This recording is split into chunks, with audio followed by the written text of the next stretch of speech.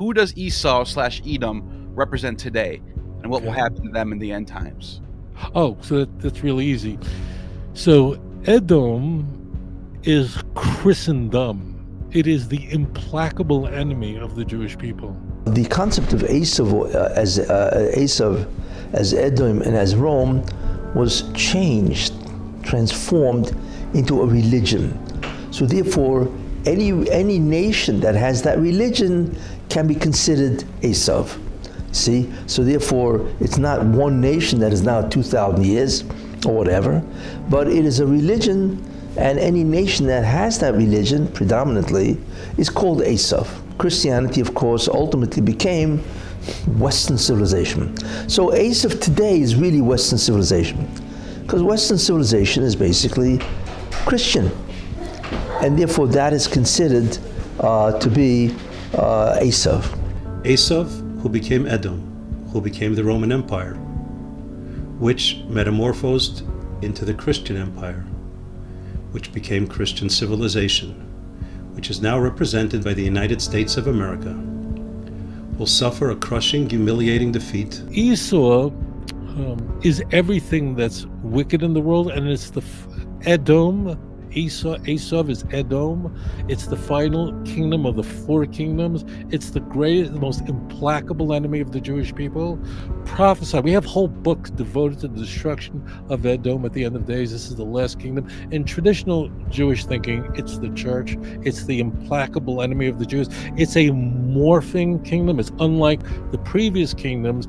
It begins as Rome, and then it morphs, becomes Christian in the 4th century, and then it divides and divides and divides. So who's Edom? Edom includes most of Europe. It includes the United States of America. It's the Roman Empire that was never destroyed. Edom becomes America. Why? Because America is Edom, after all. Esau, who in modern day terms is really basically, certainly one of them is America. But for those of you don't understand that Italy is the seat of the Roman Empire of Edom, even though Edom is scattered, many other nations today that speak Latin languages, that have something of the Roman Empire, including America, they are first.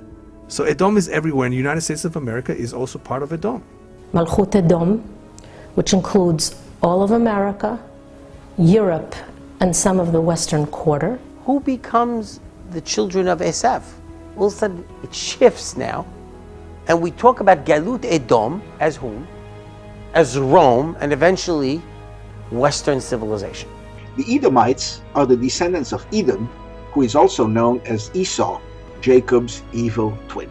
Our tradition tells us that the Edomites are the ancestors of the Romans, and indeed of all Europeans and the entire Christian world. Esau, who is the symbol of all the nations, Christians or not. Rome is the last empire of the 4 empires that subjugated the Jewish people. Rome is the worst of all, and Edom is going to be destroyed. We have entire books in Tanakh devoted to the destruction of Edom. It's finished, it's gone, no more. The West is Rome. According to the simple meaning, Europe and America are really one entity. But we know one thing, right? That when it comes to the classic Rome, which is Europe, they're finished. Esau, Edom, is the implacable enemy of the Jew, and an identifying feature of it is that it's constantly morphing, changing, but it's really the same thing. It only appears different, but it's really that 4th horse that has just many different colors. Their mark is eagle, and that's really the sign of the Romans and the Russians and the Americans and the Germans. All the evil empires, they all have the same symbol. And it describes then this force that's going to be destroyed like a marine creature, like a fish. It should be stated, I know for most people they think that the symbol of Christendom is a cross. As it turns out, the symbol of the cross for Christianity, relatively speaking, is rather late. The early and most primitive Christian symbol is the fish because of the acronym of its name. So the fish is the ancient symbol of Christendom. It's really not until you get to the 4th century until you get to Constantine does the cross emerge as the chief symbol of the church. And it slithers from one place to another place because Christendom has managed not just to remain isolated and local to Rome, remain local to Edom in that area, but rather it slithers and emerges in different nations all over the world. And this has to be utterly destroyed because Christendom is the religion of Rome. And this is written over 2,000 years ago. And in the future, the sons of Ishmael are future to arouse huge wars all over the world. Now what's going to happen? They're going to go against the entire world, the sons of Edom. And they're going to go and gather war against the rest of the world. The sons of Edom, these are the Christians. So all the Muslims, this is a prophecy from over 2,000 years ago. The Muslims are going to go and they're going to infect the rest of the world everywhere they're going to go. They're going to cause havoc, they're going to cause riots, they're going to cause wars, and they're going to go against the land of Edom, the nation of Edom, which in our generation, this is the Christians it's talking about. In Isaiah chapter 63, the day of the great and terrible day of the Lord, it says that the Lord will come out from a place called Edom and he will crush Edom. Now, I'm just a broadcaster here, okay? In Jewish understanding, Edom is really talking about the Christianity, okay? Christianity is called Edom. Say that again. Christianity is Edom. The Edomim, Esau was called Edom, and his descendants were known as the nation of Edom. According to Chazal, Edom is the father of Rome, what would later become the Roman Empire. All the mountains are going to be full of blood of the corpses of Edom because of the vengeance that Hashem is going to take from them. Kadosh Baruch Hu will arise and will destroy completely the city of Edom and will completely uproot them. But regarding Esau, Edom, we stress their complete destruction and that God will throw them into the endless pit of darkness and oblivion. Regarding the total obliteration of Esau, we also have an entire book of Obadiah.